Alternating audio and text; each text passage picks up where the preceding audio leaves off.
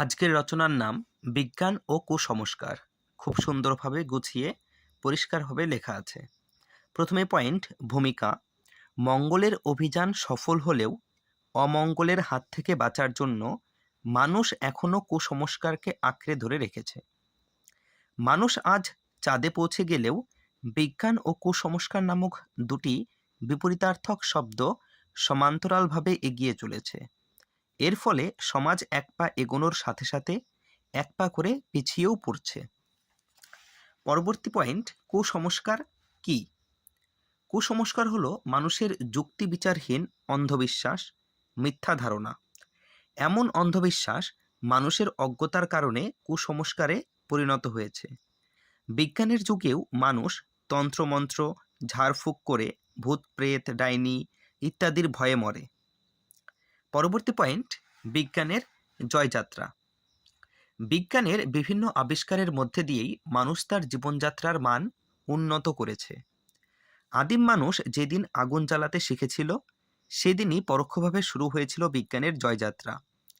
মানুষ তার প্রয়োজনে বিভিন্ন জিনিস বানাতে শুরু হলো গবেষণাগারে পরীক্ষা নিরীক্ষা। কিন্তু বৈজ্ঞানিক আবিষ্কার ও বৈজ্ঞানিক বোধ এক জিনিস নয়। অজ্ঞতাকে দূর করে জ্ঞানের আলো আনাই বিজ্ঞানের উদ্দেশ্য।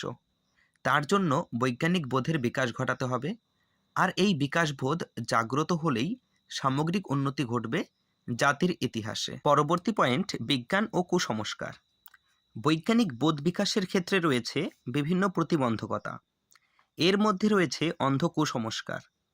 বিজ্ঞান মনস্কতাই মানুষের এই মোহান্ধ দূর করতে পারে। মানুষ আজও অলৌকিকতাকে বিশ্বাস করে, শিথিল অনুদার ধর্মানুষ্ঠানে তারা মগ্ন।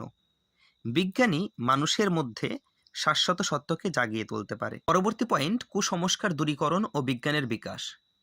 আধুনিক বিজ্ঞান ভিত্তিক যুগে বিজ্ঞানী অবহেলিত। এখন সমাজে রয়েছে কুসংস্কার। বিজ্ঞানের ছাত্র শিক্ষক হয়েও তারা নিজেরাই বিজ্ঞান বিমুখ, আর তাই সারা দেশ জুড়ে চলছে কুসংস্কার দূর করে বিজ্ঞান মনস্ক ব্যক্তি গড়ে তোলার জন্য জনবিজ্ঞান আন্দোলন। গঠিত হয়েছে ভারত জ্ঞান বিজ্ঞান জাঠা।